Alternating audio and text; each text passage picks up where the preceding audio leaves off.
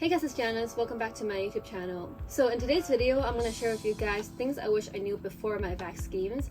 And as a bit of background, I did both of my vac schemes in international firms in Hong Kong, specifically UK firms. I did them last summer, so one of them was mostly virtual and one of them was a regular face-to-face vac scheme because of COVID reasons. I feel like there's a lot of misconception and fear surrounding vac schemes before you start, but actually it was completely manageable and I just want to share some of that experience with you guys. As always, I will have the chapters in the description, so if there's any specific topic you want to listen to, you can just click down below. But yeah, let's start with the first topic, which is the day-to-day life as a vac student. So I would say your vac scheme, if it's 4 weeks, it's usually going to be split into 2 chunks. The first chunk is really more about experiencing the firm and learning, while the last chunk is more about proving yourself to them and getting that training contract. So your day-to-day life will sort of ebb and flow in terms of hecticness throughout the vac scheme. For example, the main constant throughout your vac scheme will be your work experience, and you'll also get social events and coffee chats throughout all 4 weeks. But for the first 2 weeks, it's more focused on seminars or workshops, so you're more of a passive listener and just learning about the firm. Whereas the last 2 weeks, you'll be getting all of your assessments. I had 5 or 6 per firm. And you're also going to be getting your partner interviews. So by the end of the vac scheme, you'll probably have a lot on your plate every day and you'll have to balance a lot of different tasks. Okay, so now I'm going to talk about what assessments there are in a vac scheme. And for me in particular, because I went to a Hong Kong branch of an international firm, they do test your Chinese. And so for Hong Kong in particular, there will be Mandarin, Chinese, oral assessments or written assessments. But as for the rest of these assessments, I think they're pretty much the same everywhere in the world. For example, there is proofreading, legal research tasks. There are problem questions, so sometimes the law firm will give you sort of a fake scenario with tons of documents and actual clients and emails to read so that you can give your own legal advice to this fake client as part of an interview or just as a test. There'll also definitely be some sort of group work assessment within your vac scheme to test your teamwork skills. And so for one of my vac schemes, it was a presentation. And for my other law firm, the group work assessment we did was a pitch. So for this one, we had some partners acting as prospective clients, and we as a law firm had to pitch our firm to these clients and talk about what are our firm's strengths and why would we be the best firm for those clients' legal needs. And so both of them have group work elements, but they're sort of different tasks. Okay, so getting into things I wish I knew before my vac scheme. First thing is that getting along with your supervisor and or trainee buddy is so important. There are a couple of reasons for this. The first is merely pragmatic, which is that your supervisor does assess you, and so whatever work you do for her or how you interact with her on a day-to-day basis, that is assessed, and your supervisor will probably tell the HR whether she thinks you're suitable for the firm or not at the end of your vac scheme. So it's best to just get along with your supervisor and make sure they like you. The second reason, which is also kind of pragmatic, is that your supervisor obviously knows the firm and its assessments much more than you do. And my experience is that if you become friends with your supervisor, by the end of week 2 or something, they'll be chatting with you, and if you ask them anything about the firm or what the partners are like or what the final training contract interview is like, they'll probably give you some tips and just kind of alleviate your worries. And I think that is so important because you're actually not going in blind, but you have a friend who's supporting you throughout this journey. And I think that's one of the reasons why getting to know your supervisor can really help bolster your confidence within the last week or 2 of your vac scheme. And the third reason is just that it makes the vac scheme way more enjoyable. So for one of my vac schemes, I actually sat in the same room with my supervisor and we became good friends because we would actually talk throughout the day and we were working on the same tasks together. So there was this very collaborative vibe and it really felt like we were doing something important together. And I think that process made me really enjoy the vac scheme because it wasn't just doing assessments and being tested the whole time, but I felt like I was actually partaking in something fun. The second thing I wish I knew is that it is very important to be armed with sufficient knowledge and don't just waltz in there and expect to do really well. So for knowledge, I think there's 3 types of knowledge you really have to prepare before you go into the vac scheme. The first is commercial knowledge. This basically means everything you would have learned about commercial law, for example, just for your vac scheme interview. I'm sure we all learned a lot of things about what are IPOs, what are the processes, how are M&As done, all of that. And it's important to actually take all the knowledge with you into the vac scheme. Even though you can always ask questions, it's good to have some ground knowledge so that you don't have to ask everyone about every little thing, but you sort of have enough understanding to ask intelligent questions and ask smart questions. And I think that really gives you a boost in your vac scheme because you're just working way more efficiently and people think, oh, you know what you're doing.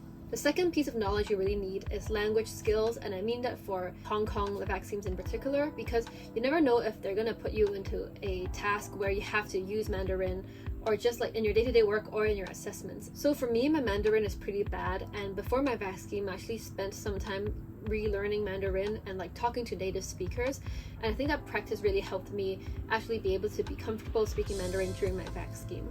The third type of knowledge you really need is knowledge about the firm, and on one hand, this is because you just don't want to be walking around like a fool and not understanding what you're doing or who this client is.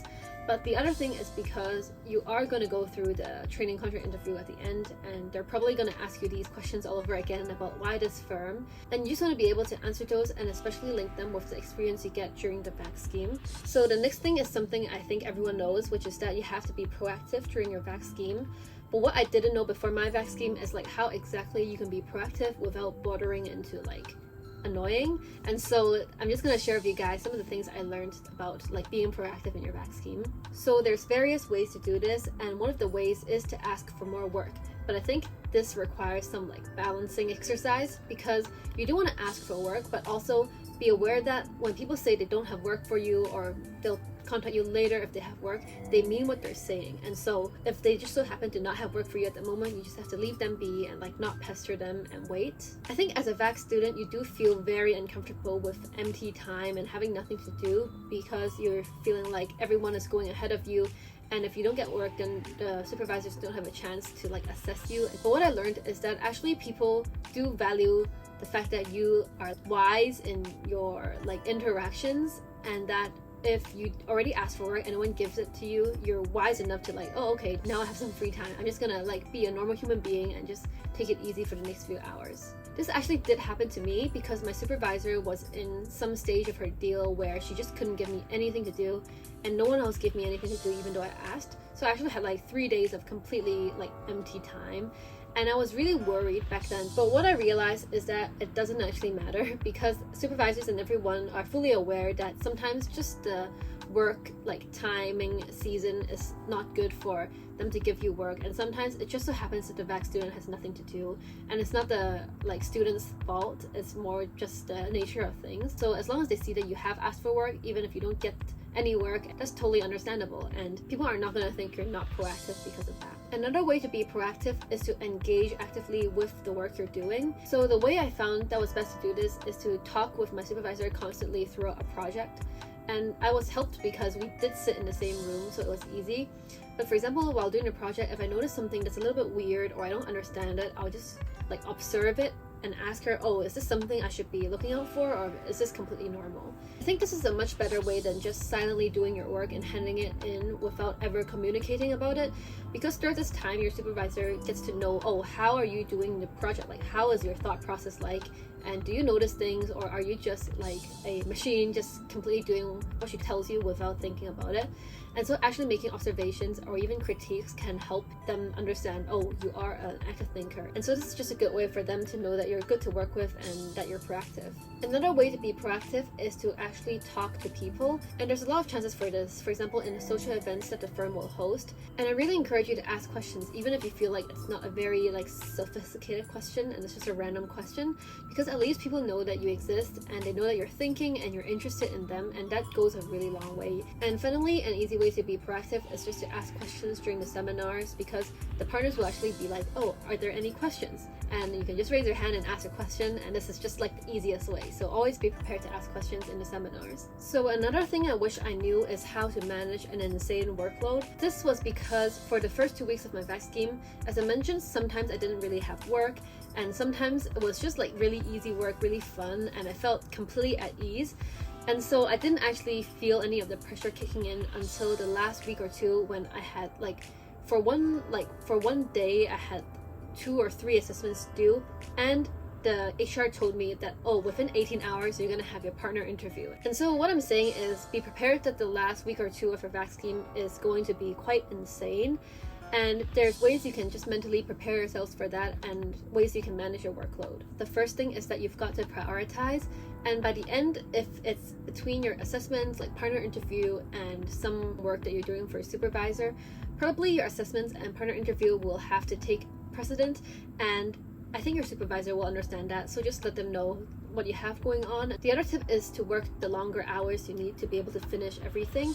And I don't recommend working long hours normally, because if there's no need, people think you're a bit insane for staying behind just to like twiddle your thumbs. But working longer hours on the days that you do have extra work can show people that you are dedicated to finishing the work, and even though you are very busy, you're making your best effort to fit everything and get everything done. And that's much better than just like leaving things undone or saying that, oh, you can't do that just because you're busy with something else. The last tip I have for this is just do not get stressed no matter how heavy your workload gets. I think you just have to understand that having a hectic workload for the last 2 weeks is totally normal. Everyone has to go through it, and just don't get emotional or stressed. Just get it done. Don't think too much about like all the like, oh, what if this happens, or oh my god, what if I do badly in my interview because I'm doing this other thing. Just don't like speculate at all. Spend all your energy on getting things done, and I promise you like it will work out and it'll be over within a week or two. And the final thing I wish somebody told me before is that it is completely okay to be yourself. I think in the law firm context, we're always thinking about how do we make ourselves unique and stand out. But I personally realized that the best way to do this is to just be completely yourself. Never put on like a fake persona. Never try to act like more competent than you are. Ultimately, the VAC scheme process is not just the firm finding out if you're a good fit for them, but you're finding out if the firm is a good fit for you.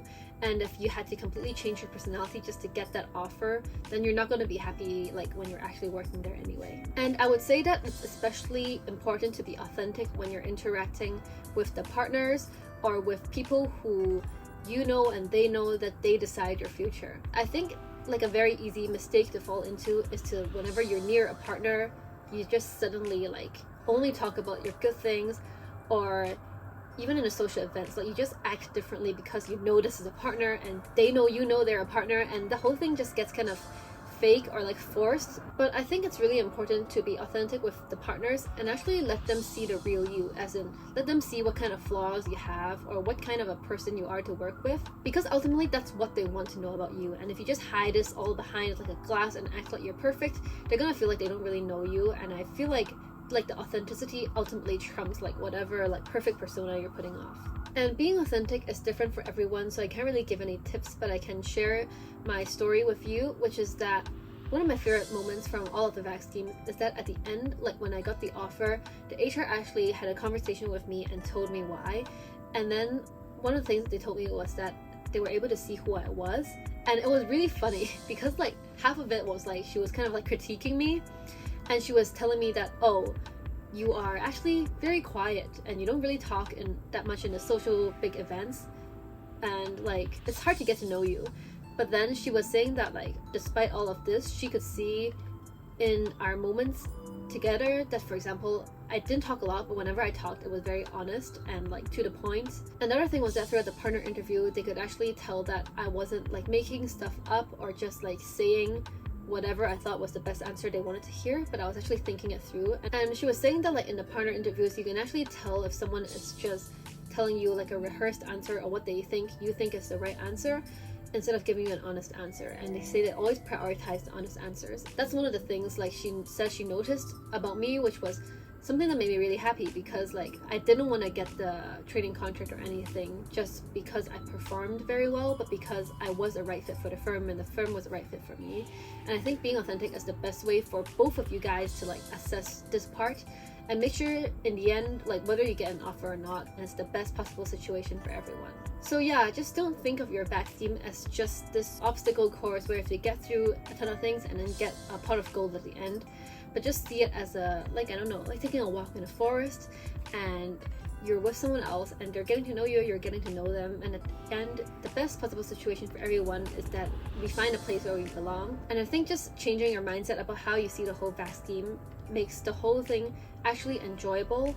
And I do have to say, like, no matter the outcome, you learn so much during a VAC scheme about law, about business, about interacting with people, and you learn a lot about yourself, because you're being put in this little pressure cooker, and then you do learn a lot about how you handle different things in life. And so just really enjoy your VAC scheme experience and don't worry too much, and yeah, definitely be yourself. That's the end of my video, and I really hoped that some of this does help some of you guys, because I also didn't really know anyone who did VAC schemes before me, and I didn't get to have like really long in-depth chats with them about this. So I hope for those of you guys who don't have people like that too, this video will sort of be some friendly advice. And please let me know what videos you'd like to see next, and I'll see you guys very soon. Bye!